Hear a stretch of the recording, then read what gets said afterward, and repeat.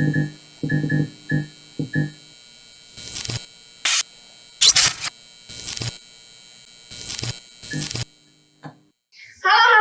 balik lagi sama kita di AFS Podcast Voice of Pharmacy. Yeay.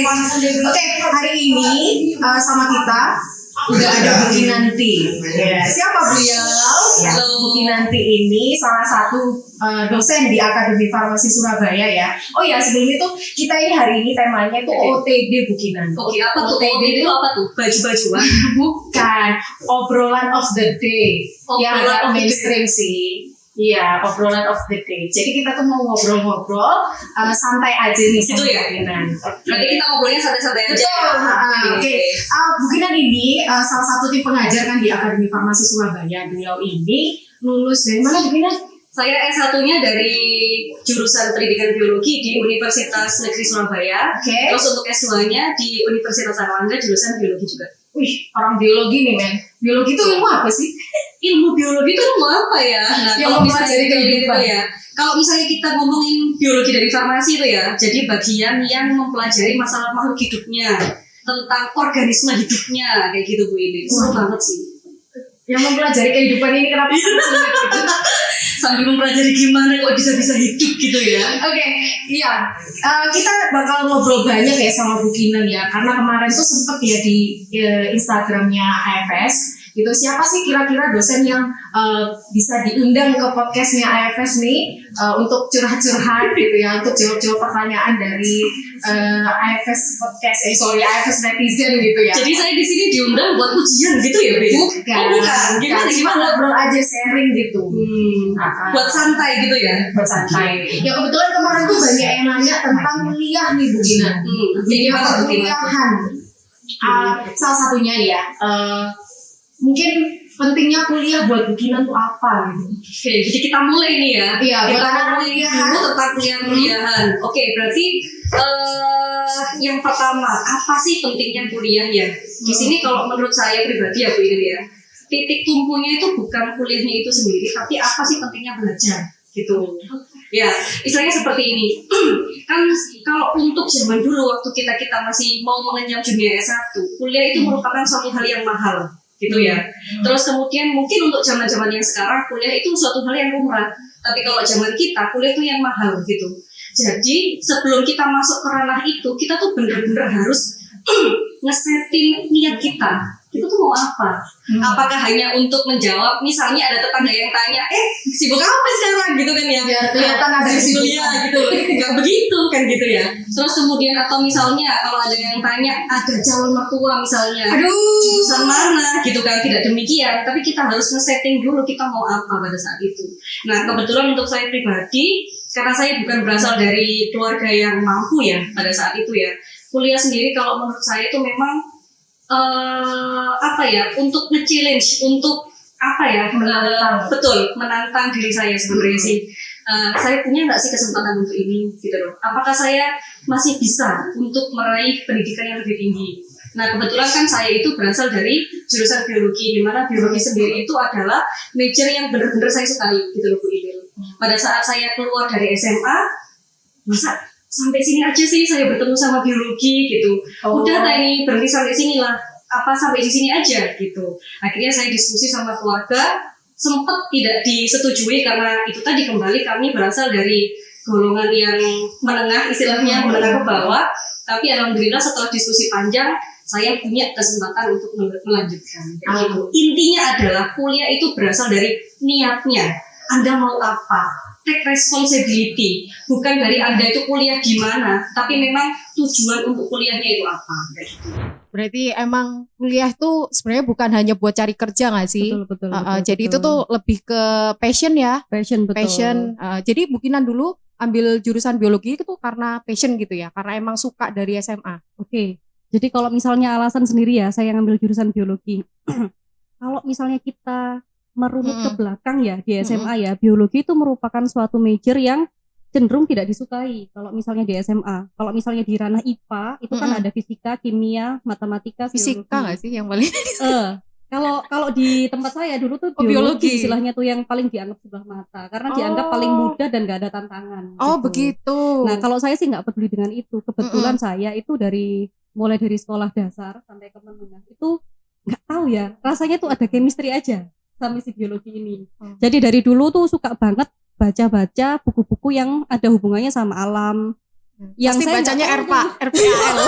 RPL waktu kita SD ya. Ketahuan zamannya Iya, kita tahun berapa? Jangan begitu Bu Ila, nanti kita ketahuan. PAL, RPUL ya. Iya. Mungkin generasi Z sekarang nggak tahu ya itu Nggak buku tahu ada. ya. Kalau dulu tuh kalau kita baca buku itu tuh udah ngerasa paling Itu pintar. kayak dictionary-nya orang IPA gak sih? Oh, betul Ya kan? banget. Kalau kita punya RPL berarti kita udah keren gitu kan. Oke. Ya, gitu kan. Oh, berarti emang udah panggilan ya. Udah Emang panggilan suka. dari awal, saya emang udah suka biologi dari awal gitu. Jadi walaupun dulu waktu saya mau lulus dari SMA, saya diarahkan untuk pindah ke jurusan lain karena memang dianggap lebih bisa istilahnya di situ. Saya nggak mau karena memang saya maunya di sini gitu. Orang tua pun katanya bilangnya gini, kalau dilihat dari kebutuhan stakeholder istilahnya gitu ya, matematika sama bahasa Inggris itu nomor 1 loh. Kenapa Oh kamu iya harus sih milih emang biologi primadona gitu sih kan dulu ya. Nah saya tuh tipenya bisa dibilang saya tuh anak yang keras kepala. Kalau memang saya sudah suka sama satu major, ya udah itu aja gitu. Mantap. Kemudian saya benar-benar mau membuktikan bahwa dengan pilihan saya bisa take responsibility, saya bisa tahu apa ya namanya ya, risknya atau resikonya, dan saya membuktikan bahwa saya di sini sekarang, gitu kan. Okay. Berarti sarannya nih buat teman-teman, mungkin kan teman-teman yang masih bingung nih mau kuliah ngambil jurusan apa, atau sebenarnya aku tuh sukanya apa sih, kayak gitu apa sih Bu Kinan? Jadi gini, ini tuh apa ya, fenomena yang banyak banget saya lihat di kehidupan anak-anak yang mau lulus gitu ya. Mereka itu yang pertama kali sering kali menjawabnya kayak gini, saya nggak apa-apa deh masuk jurusan apapun, pokoknya ada di Universitas A. Iya, gitu. ya, sering banget tuh. Padahal itu salah banget gitu ya adik-adik ya. Kalau menurut saya itu salah. Kalau misalnya Anda terserah masuk apa, yang penting Universitas A, itu artinya Anda nanti akan kesulitan selama pembelajaran di dalamnya gitu. Tidak ada passion di dalamnya. Kalau misalnya Anda seperti itu. Yang harus Anda ketahui adalah passionmu di mana dulu. Oke. Anda mau kemana dulu. Terus kemudian, nah kita harus membedakan nih yang namanya kuliah sama SMA. Kalau SMA atau SMK, biasanya kan kita tuh ranahnya masih remaja ya, masih belum tahu mau kemana. Oke lah, kita harus menuju ke jenjang yang lebih tinggi. Tapi kalau adik-adik sudah ada di ranah universitas atau ranah di perguruan tinggi, itu udah waktunya adik-adik untuk memikirkan saya mau kerja di mana. Jadi sedari awal kelas 12 adik-adik itu harus punya plan. Saya besok itu mau kerja kemana dulu, sehingga saya harus mengambil jurusan apa di universitas apa, misalnya begitu. Contohnya saya kan memang dari dulu pengen jadi guru ya Bu. Pengen jadi guru ya. Pengen jadi guru ya misalnya ya. Kemudian saya sangat suka sekali sama biologi, sehingga yang saya ambil adalah pendidikan biologi di universitas salah satu universitas pendidikan di Surabaya. Oke. Kemudian seperti itu. Bukan misalnya saya harus kayaknya biologi nih, kayaknya cocoknya di ITS deh, misalnya seperti itu ya. Lu nggak ada salahnya di sini sama ITS ya, tidak ada yang salah. Tapi kalau memang adik-adik pengen jadi guru, harusnya masuknya di keguruan, misalnya seperti itu. Jadi emang benar-benar kita itu ambil jurusan, milih universitas tuh berdasarkan goal kita ya, tujuan kita tuh mau apa. Betul. Nah kalau pengen jadi konten kreator, ya berarti kuliahnya ya kalau ada bisa kan ya nyambung gitu juga. Ya. Karena kuliah itu emang buat mendukung kita ya, betul. untuk mendukung kompetensi. betul. Adik-adik tuh maunya jadi apa? Untuk mendapatkan goals itu, maka kompetensinya yang harus dicapai itu apa aja. Kayak gitu. Nah, jadi ya mungkin generasi muda ya, saya juga ngerasa pernah muda, masih muda dong kita sekarang. Muda ya. Bingung ya, mau aku tuh maunya apa sih? Aku tuh sukanya apa? Nah, mulai dikenalin lah Kenalin sekarang. diri sendiri, betul. Yang sekiranya enjoy gitu ya, ketika belajar sesuatu, ketika melakukan sesuatu enjoy, ya berarti kamu suka sih. Iya, betul. Nggak usah, misalnya seperti ini ya, yang namanya saran dari luar itu selalu ada, saran dari orang tua, saran dari guru dan lain sebagainya. Itu harus kita pertimbangkan, tapi kita harus mengenali diri kita dulu. Saya tuh memang di sini apakah saya benar di sini? Kalau memang passionnya adik di situ, ambil. Sesulit apapun, ambil seperti itu. Selama masih ada kesempatan, ambil seperti itu. Kalau itu saya. Emang seorang pengajar sih, pengajar kayak gini. Saya ambil aja, ambil pokoknya. Oke, terus ada lagi nih pertanyaan dari Sobat AFS. Dulu pas Bu Kinan kuliah itu sistem belajarnya kayak gimana gitu ya? Sistem belajar ya, oke.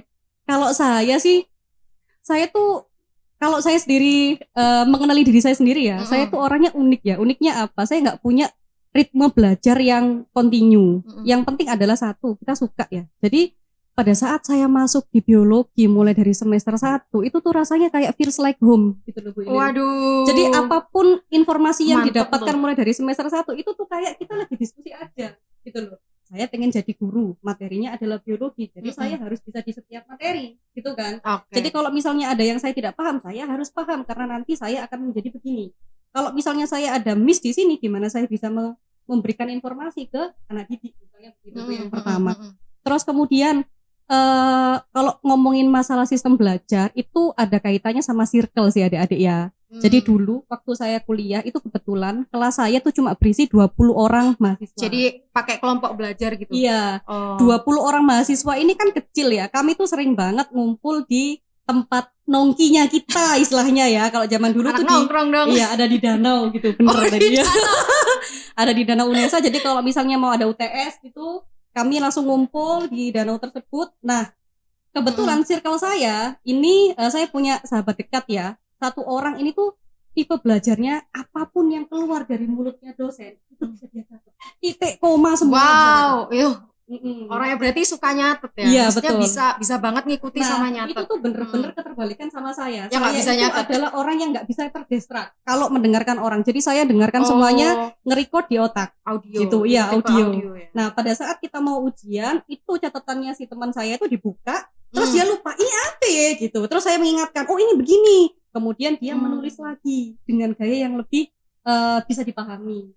Kalau udah rapi semua, di copy satu kelas, kita belajar bareng, lulus bareng, alhamdulillah. Nah, saya. kayak gitu. Berarti itu salah satu pesan ya. Berarti Betul. sistem belajar yang kayak gimana gitu ya. Sebenarnya tiap orang kan berbeda ya. Itu Bu Ilil. Terus kan anak sekarang itu kan punyanya kan circle-circle ya. Jangan lupa adik-adik yang namanya circle itu juga mempengaruhi masa depan itu kan ya.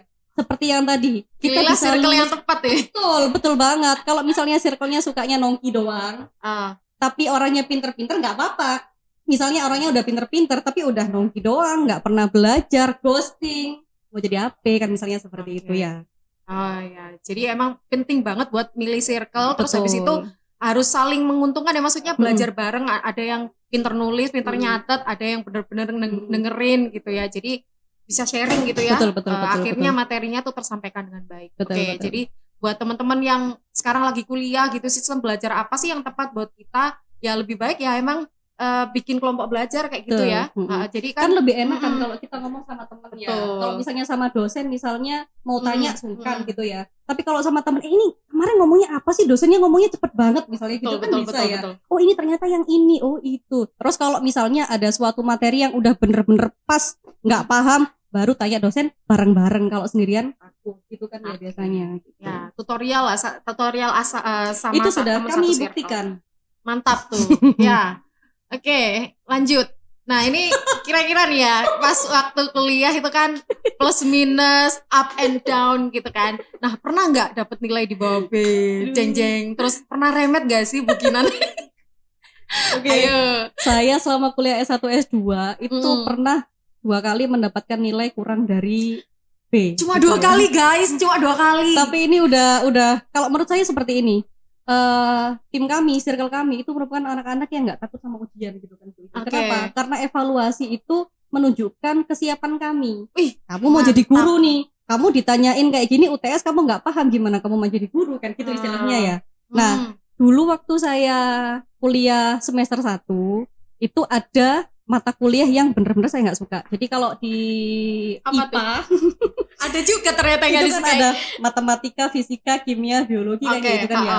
Nah, yang paling nggak saya suka itu matematika. Saya tuh suka sekali membaca buku yang bisa dipahami. Tapi kalau menurut saya matematika tuh nggak ngerti deh dia mau ngomong apa kan gitu ya. Dia emang susah dipahami. Tapi saya kan harus struggle nih, gimana caranya saya bisa kuat di sini kan, harus lulus kita.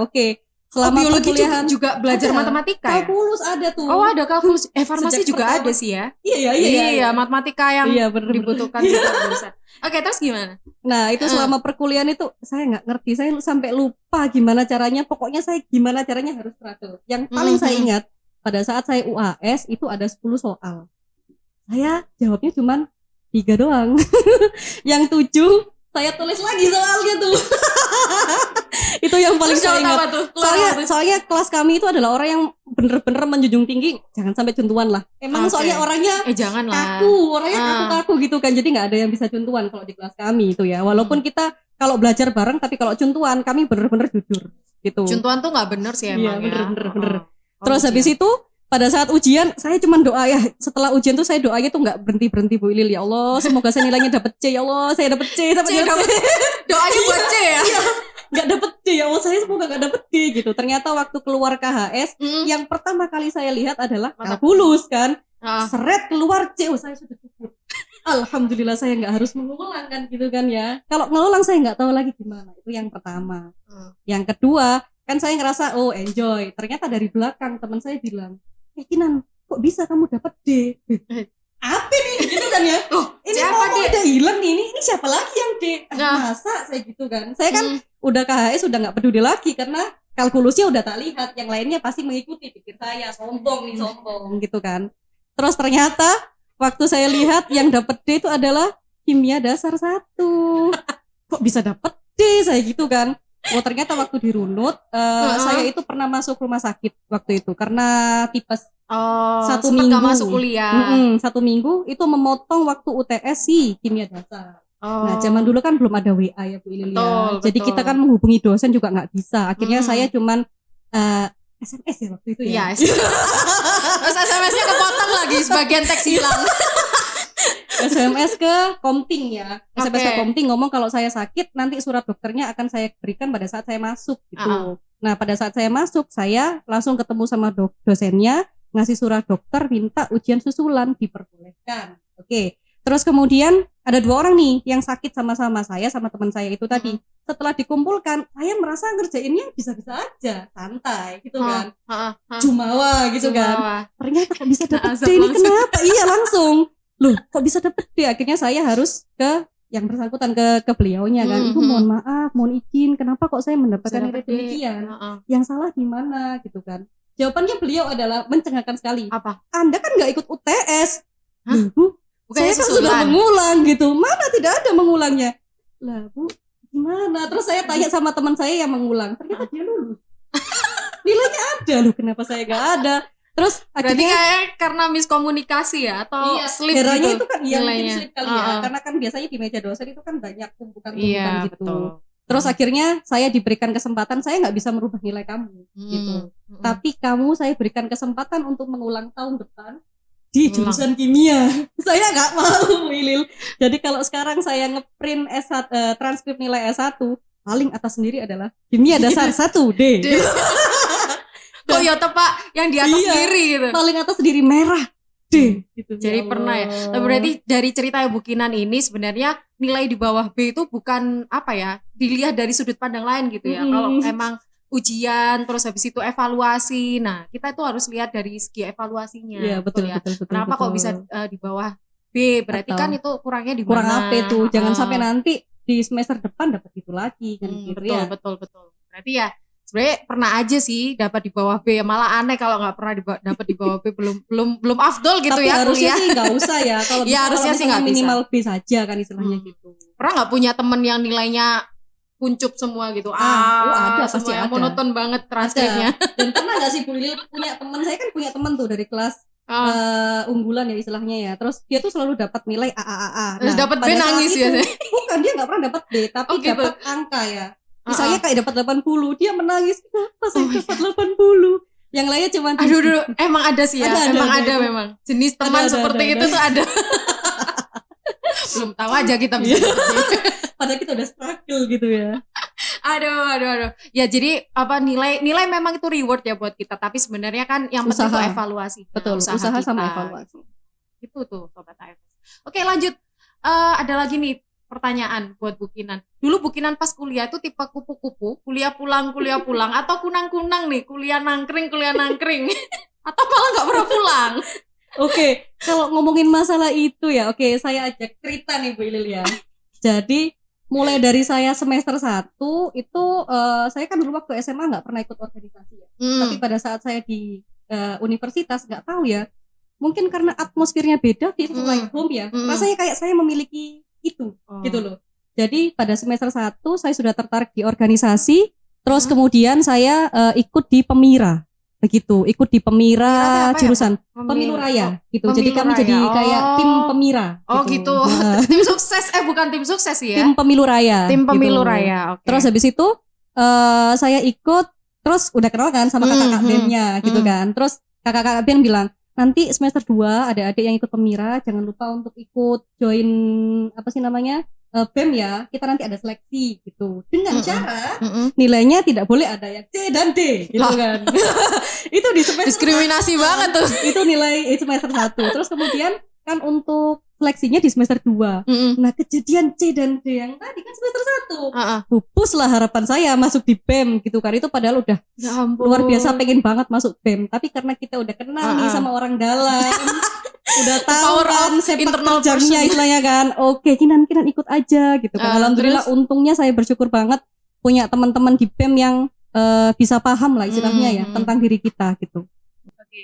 Nah, waktu itu sampai akhirnya kan semester 2 itu saya udah masuk di BEM kan, alhamdulillah masuk di bagian bakat minat itu semester 2 sampai semester 3. Terus semester 4-nya itu kebetulan saya diberikan amanah jadi wakil ketua BEM. Wih, jadi pernah jadi wapres? pernah. Wih, mantap.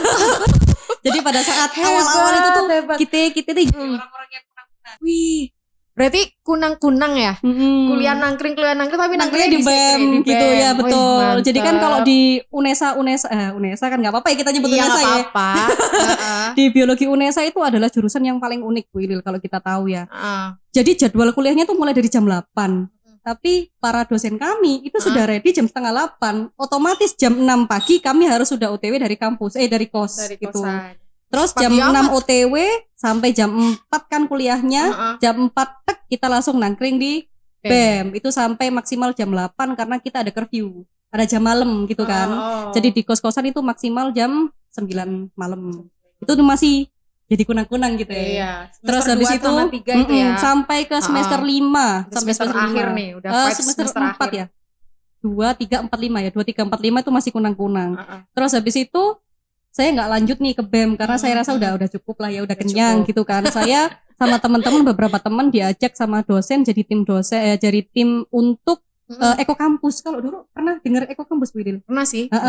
Eko Kampus, terus lah kebetulan dosen kami itu menjadi seperti pelopor UMKM di Surabaya. Jadi beliaunya itu ngajarin ibu-ibu kader gitu kan untuk membuat kayak sabun mandi, sabun cuci, sapu dan lain-lain. Which is itu kami harus melakukan pembinaan dalam beberapa hari sekali seluruh Surabaya, utara, selatan, timur, barat. Pengalamannya banyak banget. Iya itu kan, jadinya itu sudah mulai jadi mahasiswa yang nggak pernah pulang.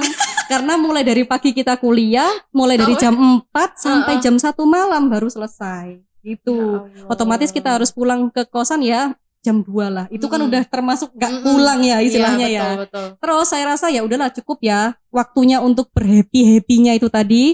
Terus untuk di semester 7 dan 8 itu udah bener-bener akhir nih. saya stopkan, bener-bener Tugas kita tugas akhir menjadi Betul. kupu-kupu. Kuliah Kuliah pulang, pulang, riset pulang seperti itu. Oke, jadi ini ada periodenya tertentu Iya, ya. dan semuanya pernah nih kita nih.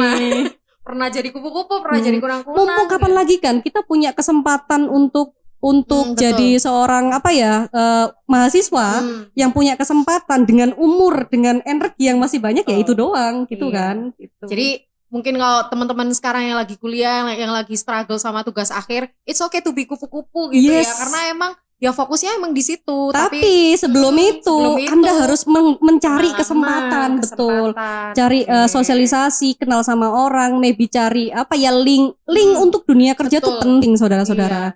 Jadi misalnya kenal sama dosen, kita jadi punya wawasan mungkin ya. Betul. Oh, dosen saya tuh ternyata majornya di sini nih. Jadi kayaknya ini oke deh kayaknya dan lain sebagainya gitu. Iya, jadi kalau di semester-semester awal atau tengah itu Oh, lebih cari bagus semuanya. cari pengalaman, keluar guys, gitu. cari pengalaman organisasi. Nggak pulang ke Nggak rumah pulang, misalnya nggak apa-apa. Istilahnya kan nggak pulang ke rumah sana ya. Kos-kosan aja kan nggak apa-apa. Tapi kalau udah waktunya pulang ya pulang gitu Iya, ya. tapi Bu. jangan sampai lah nggak pulang tuh karena nggak ada alasan tertentu, Iya, cuma betul. main-main aja Yang gitu bermanfaat, ya. Yang absolutely. bermanfaat. Oke. Gitu. Sip. Lanjut. Ada lagi nih pertanyaan nih. Nah, tadi kan emang kita udah ngomongin tentang nilai ya, udah ngomongin tentang lifestyle gitu ya, kupu-kupu atau kunang-kunang. Nah, kuliah tuh pasti up and down ya. Pernah nggak ada di titik terendah pas kuliah gitu, terus ngerasa hampir, aduh kayaknya gue nggak lanjut nih, aduh ini hidup gue macam apa sih ini gitu. Pernah nggak ada di titik terendah itu? Ada sih sebenarnya Bu Ilil. Ada. Cuman Patah ini hati. kita curhat aja ya. Oke. Saya rasa ini dua hal yang setelah saya menjadi dosen, ini adalah suatu hal yang layak untuk kita bicarakan. Oke. Gitu loh. Karena ini juga berhubungan sama perkuliahannya anak-anak zaman sekarang. Iya gitu. sih, mental health kan sekarang Iya betul isu banget betul gak sih? mental Sebenarnya health. itu udah dari dulu ya kejadian kayak gitu. Pernah nggak? Oke, gimana tuh ceritanya? Jadi kalau misalnya kita ngomongin tentang titik terendah itu, saya pernah 2 kali selama perkuliahan itu mengalami titik terendah. Yang pertama itu saya ingat banget semester 5 kalau nggak salah. Nah, kalau di kuliah rasa sih gue Guril, kalau misalnya semester gasal itu mata kuliahnya tuh susah-susah tuh. Genap itu masih oke-oke santai gitu kan. Nah, kebetulan di semester 5 mata kuliah itu mikro, genetika, dimana itu tuh harus bener-bener effort waktu, tenaga semuanya. Nah, kebetulan pada saat itu lagi patah hati nih gitu. Begitu. Kayaknya Kita ditinggal nih gitu ya, lagi gitu ya. Nah, oke. Nah, saya tuh punya pemikiran tuh emang kalau menurut saya ya, saya tuh unik Will. Jadi pemikiran saya itu kayak baskom gitu ya, kayak wadah. Dimana di situ tuh ada sekat-sekatnya. Nah, kenapa kok harus saya sekatin? Biar saya tuh orangnya bisa fokus. Dulu saya tuh orangnya susah fokus. Jadi caranya biar saya fokus ya itu tadi, saya harus punya seperti pemikiran kayak wadah yang saya sekatin. Ada pemikiran satu kompartemen digunakan untuk pemikiran perkuliahan, seperempat lagi digunakan untuk family, terus seperempat lagi untuk percintaan misalnya ya. Terus yang sisanya ini untuk ya persahabatan sama pertemanan misalnya gitu. Nah, kesalahan saya itu adalah salah manage, dimana besarnya dari si perkuliahan sama si percintaan ini hampir sama besar. Bahkan saya bisa bilang di percintaan ini agak besar sedikit gitu. Nah, Prioritasnya udah ngalahin kuliah. tapi kalau misalnya saya udah di kuliah, saya benar-benar fokus di sini. Saya nggak mau ini semuanya mengganggu gitu. Nah, kebetulan pada saat itu di fase benar-benar sudah di down banget, ditinggal. Nah, jadi kompartemen yang udah saya buat ini tiba-tiba runtuh brol gitu aja. Akhirnya itu benar-benar mengganggu perkuliahan saya gitu. Itu kalau saya ingat-ingat tuh sekitar 1 bulan sampai 1,5 bulan tuh galau setengah mati, nggak mau belajar. Wah, belum sampai IPK. Belum sampai IPK. Bagus sih itu. Saya benar-benar sampai, saya tuh orangnya tuh nggak suka kalau nggak belajar. Saya harus belajar terus. Saya orangnya begitu. Pelariannya ke belajar nih? Belum. Nah, belum juga. pada saat saya semester 5 itu saya bener-bener nggak mau pegang buku, saya nggak mau mengerjakan tugas dan lain sebagainya. Itu bener-bener sudah jelek banget gitu. Saya bener-bener kayak kehilangan arah gitu ya, lebay ya. Mungkin pada saat itu waktunya ini sih kita lihatnya lebay, tapi pas jalannya sakit banget. sekarang ya ampun, kayak ya ampun kamu ngapain kayak gitu kan ya kalau sekarang. Kalau dulu itu kan bener-bener sampai fase yang saya nggak tahu nih harus lari kemana, istilahnya gitu, nggak ada pelarian. Terus saya adalah orang yang kalau ada masalah butuh advice dari teman-teman saya. Itu semuanya udah kasih advice, si A, si B, si C, semuanya, orang tua saya semuanya seperti itu. Tapi ya advice itu hanya untuk menutupi bagian luar. Yang bisa untuk moving saya dari satu tempat ke tempat lain adalah diri saya sendiri waktu itu. 1,5 bulan saya merasa ritme perkuliahan saya jelek, saya mikir, lu mau sampai kapan kayak gini? Ini semester 5 loh ya. Terus mau sampai kapan? Kamu kalau semester depan kayak gini, mau IPK-nya gimana? Mau nambah C lagi gitu istilahnya. Terus akhirnya ya udah kita perlahan ngangkat di situ. Itu sendiri dari diri saya sendiri.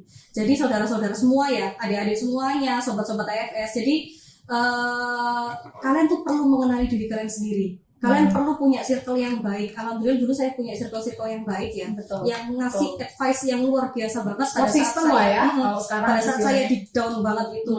Tapi yang paling penting adalah manage diri kalian gitu. Yang buat kalian bangkit adalah kalian sendiri, dan itu yang sudah saya rasakan. Itu yang pertama tuh. Terus yang kedua, ada lagi nih. ini pada saat skripsi, mohon maaf ya. Nah, Tugas akhir nih ya. Ini. Sobat AFS KTI gitu ya. Nah, kalau misalnya di S1 kan namanya skripsi tuh. Kalau di D3 namanya tugas akhir, kita sebutnya KTI gitu ya. Nah, ini yang baru saya rasakan sekarang istilahnya setelah menjadi dosen. Oh, ternyata memang hal kayak gini tuh lumrah istilahnya. Suatu ketika saya tuh bukan orang yang gampang banget dapat rumusan masalah Bu Lili. Jadi saya tuh harus Nyari bener-bener masalah. effort. Iya, saya tuh nggak pintar nyari masalah gitu kan. Nggak pinter nyari masalah. Setiap hari harus ke perpustakaan, harus sharing Oke. sama teman-teman dan lain sebagainya. Dan pada saat saya dapat itu rasanya alhamdulillah banget nih, dapat suatu rumusan masalah. Kita buat itu Tapi itu bener-bener lumrah loh, dapat rumusan masalah bener sulit itu lumrah. kan. Akhirnya saya buat itu sepenuh jiwa raga, sepengetahuan saya, menurut saya sekitar 3 bulan untuk menyelesaikan bab 1, 2, sama 3 kayak gitu kan.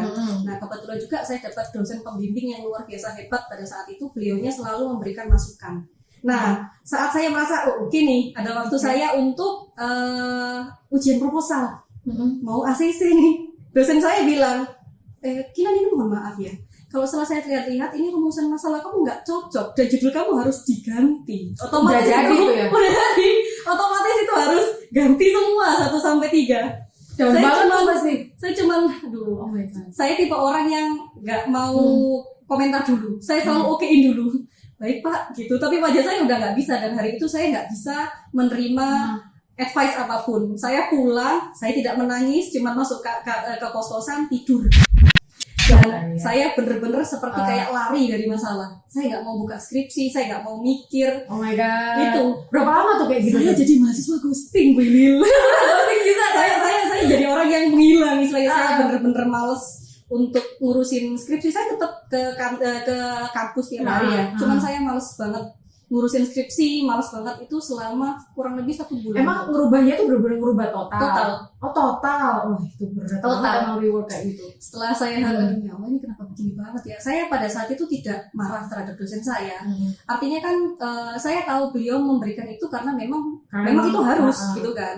Tapi saya mikirnya kenapa kok pada di detik-detik terakhir gitu. Itu saya rasanya seperti marah kepada siapa saya nggak tahu. Akhirnya saya nggak mau marah, saya cuma diem.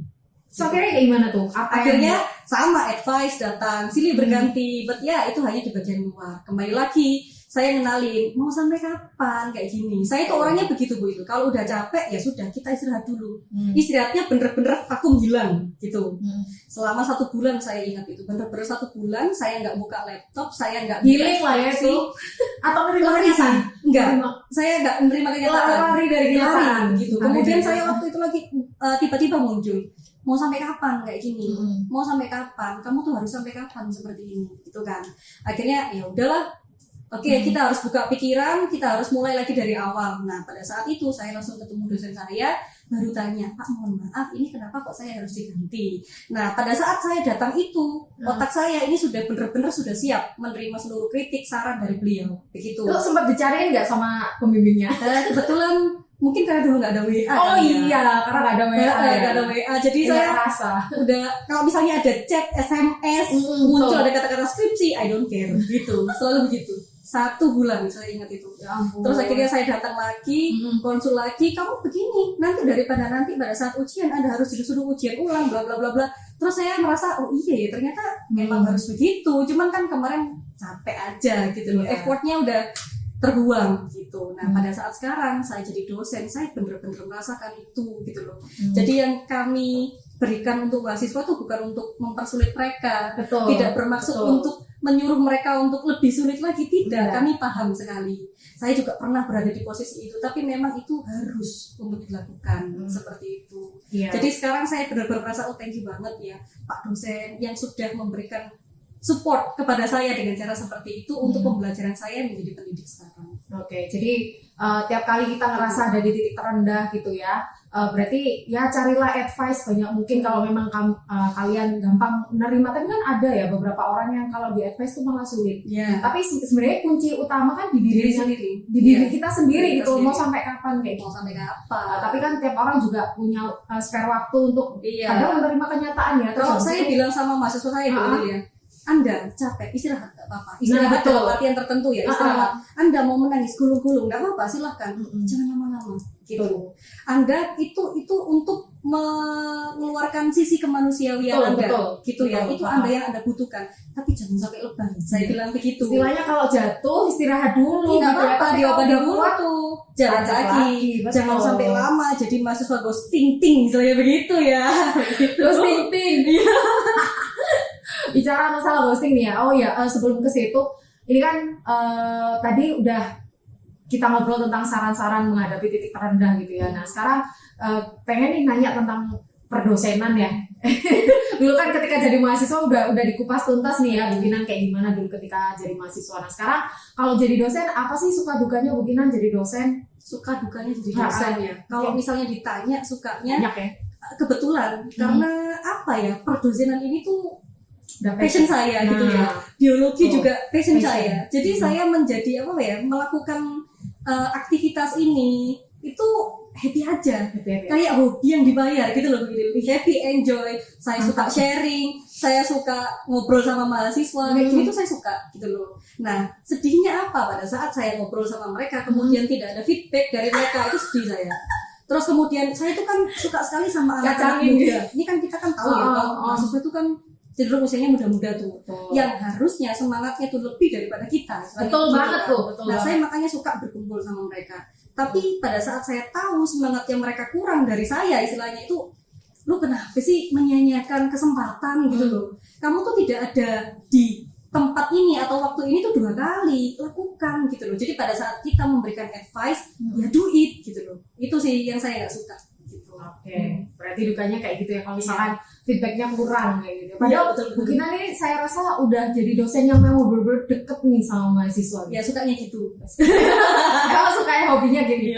Oke, nah banyak kan pasti sebagai mahasiswa juga pernah ghosting ya. Nah sekarang nih sebagai dosen, kalau mahasiswanya ghosting, gimana nih Bukinan caranya mengatasi atau pendekatannya kayak gimana nih ke teman-teman yang ghosting? Jadi kita kan tahu ya Bu ya, kita kan adalah dosen-dosen spesialis ghosting gitu. Bukinan aja kali ya. Jadi Bukinan aja memang spesial. Seringkali kita tuh mendapatkan mahasiswa yang ghosting baik di waktu perkuliahan maupun pada saat bimbingan tugas akhir. Betul. Kalau pada saat perkuliahan biasanya yang pendekatannya saya sama komtingnya dulu. Nih kenapa nih teman kamu gitu kan, tanyain kenapa, ada apa gitu kan. Kalau misalnya ditanyain tidak bisa, kemudian saya yang maju ke yang bersangkutan. Kalau sampai saya maju juga tidak ada feedback, saya kembalikan ke yang punya prodi istilahnya gitu. Itu yang pertama. Kalau ke KTI, saya di awal saya selalu memberikan arahan istilahnya. Kita di sini kalau sudah menjadi satu tim KTI, kita adalah keluarga. Itu yang selalu saya bilang. Artinya kalian itu sama tugasnya dan kita itu punya rasa memiliki yang sama gitu loh. Bantu temanmu yang nggak bisa. Terus itu yang selalu saya tekankan sama mereka. Kalau misalnya ada yang hilang, harus selalu dicariin begitu. Nah kalau misalnya tetap setelah kita ngomong begitu, setelah saya berusaha untuk dekat sama mereka, tapi tetap ada yang hilang, yang pertama adalah saya SP1. SPT1-nya masih baik. Kakak ada apa? Kenapa kok tidak pernah bimbingan gitu ya? Terus misalnya, oh iya Bu, misalnya masih dibalas, tapi tidak ada kelanjutan, saya SP2. Agak tegas, kakak mau dikumpulkan kapan? Gitu. SP3 ini yang terakhir, saya bilang, kalau Anda mau lepas, saya lepas. Saya gitu. Kalau Anda mau lepas, saya lepas. Kalau itu bimbingan saya. Kemudian kalau sampai di bagian SP3 tidak ada tindak lanjut, saya kembalikan ke prodi. Gitu. Saya sudah angkat tangan. Tuh. Sebenarnya bisa satu sisi yang ngatasin ghosting. SP itu kan kita tuh bukan berarti kita nggak suka ya sama mereka ya, justru karena kita sayang iya sama dong mereka gitu iya, ya. betul. Kita tuh kepengen ayo dong, kita satu keluarga nih, ayolah kalian masuk ke tim KTI jadi satu, keluar juga sama-sama, istilahnya begitu ya kan. Iya betul banget itu, betul banget Itu jadi kalau misalkan emang mungkin teman-teman sobat AFS di sini yang masih kuliah gitu ya, terus dapat SP dari pembimbingnya atau dosennya, jangan salah paham, jangan salah berarti paham. kita tuh nggak suka gitu, bukan. Justru itu tuh buat kebaikan gitu ya. Daripada dibiarin aja hilang, oh nggak tahu itu mahasiswa saya gitu.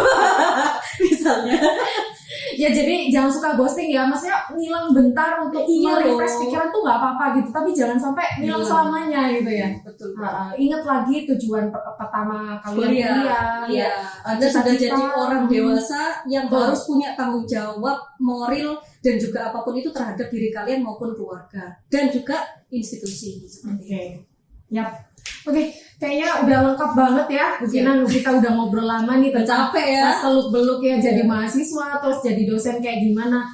Di akhir segmen ini kita main games yuk. Siap. Oke, gamesnya namanya Jamet. Jambul metal. Jawa. Tapi kayaknya istilah Jamet ini juga udah banyak yang pakai ya, jawab mepet gitu. Oh, iya jawab atau tidak mepet. gitu ya. Tapi saya yang kudet ya. Oke, jamet, jawab mepet. Kan ini Bu ya.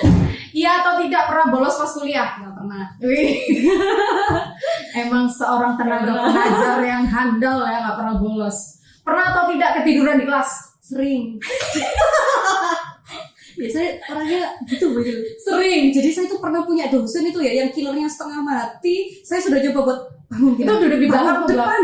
Oh, Saya selalu duduk di depan. Saya selalu duduk di depan. Saya bangun Kinan, bangun tetap bangun Kinan. Terus sama dosennya diapain tuh? Iya, Kelihatan cuma dibikinin doang. Iya, tapi kayaknya kalau dosen tuh kalau dia udah di depan walaupun ngantuk nggak apa-apa ya. Iya, bener. Tapi malu ya gitu ya. Oh, iya. Selanjutnya nih, pernah atau tidak lupa kerjain tugas? Nggak pernah. Wih. Tuh, nggak pernah lupa ngerjain Tidak tugas pernah. atau laporan. Ini setelah ini nih. Oke. Pernah atau tidak cinlok sama teman kuliah? Waduh, ini gimana nih? Pernah. pernah. Kayaknya setiap anak kuliah tuh pernah cinlok ya, walaupun cinta diam-diam Percaya ya. tidak ada yang namanya persahabatan antara laki perempuan itu netral, tidak ada ya. Iya, buat kalian yang cuma dia temanku bohong banget. Tapi kalau tetap dia. kalau misalnya sudah punya hubungan sama seseorang nggak boleh berpindah ke lain hati ya istilahnya gitu. Kita lanjut. Oke, lanjut. Ya kayaknya. Pernah atau tidak pernah patah hati pas kuliah? Pernah Oh tadi. iya. Di titik terendah. Iya. Udah itu dong? Iya, Yes, itu doang. sudah selesai. Udah selesai. Sip. Oke, mungkin terakhir nih ya, pesan-pesan buat sobat AFS yang lagi mau mempersiapkan kuliahnya atau masih ongoing kuliah. Buat adik-adik ya berarti ya. betul. Yang pertama itu adalah kalian tuh harus mengenali diri kalian. Siapa sih diri kalian seperti itu. Terus yang kedua, adik-adik semuanya itu dalam fase di mana punya kesempatan yang banyak sekali dan punya waktu yang baik sekali. Raih setiap kompetensi itu, penuhi semuanya kesempatan. Setiap kali ada kesempatan ambil, jangan disia-siakan. Mumpung Anda berada di istilahnya ini adalah fase emas ya untuk kalian, ambil semuanya. Terus yang ketiga, setelah adik-adik itu sudah berada di tempat tinggi, adik-adik sudah merasa punya banyak informasi, banyak ilmu, banyak kenalan, bersosialisasi kemana-mana. Ingat, selalu lihat pada diri Anda masing-masing, kayak gitu. Jangan jumawa, jangan merasa oh gue Penting, keren, istilahnya seperti no. Harus selalu evaluasi dan harus selalu melihat di dalam diri kalian sendiri. Karena sejatinya kan Bu Ilil ya, kita tuh nggak ada apa-apanya. Dan itu kalau misalnya sudah punya, pasti Anda akan merasa terus ingin belajar kayak gitu. Oke. Sip. Jangan ghosting lagi ya. Jangan ghosting lagi. Oke, terima kasih Bu Kinan atas waktunya. Kita udah ngobrol banyak Terima banget ya kasih, di segmen Bu. OOTD hari ini. Oke, Sobat AFS, sampai ketemu lagi di segmen-segmen selanjutnya. Mungkin di OOTD selanjutnya, atau mungkin kita juga datengin narasumber, atau mungkin main games gitu ya. Ya, pantengin terus ya kita di channel YouTube kita. Jangan lupa like, subscribe, and comment. Ya, dan juga follow juga apa namanya, media sosial kita di Instagram ya Bu Kinan ya. Ada banget. Kita Instagram punya, Facebook punya nggak sih? Ada ya. Ada Sama TikTok juga ada. TikTok juga ada. Twitter ada juga Twitter. Follow aja YouTube semuanya. ada juga YouTube. Iya. Ya ini YouTube-nya. YouTube-nya. Iya, Ya betul. follow semua kegiatan kita di sana ya. Jadi buat teman-teman, kita bukan hanya memotivasi di dunia kefarmasian gitu ya, tapi di banyak hal juga. Oke. Oke, Sobat AFS, sampai ketemu lagi. Terima kasih, bye-bye. Terima kasih. Bye bye.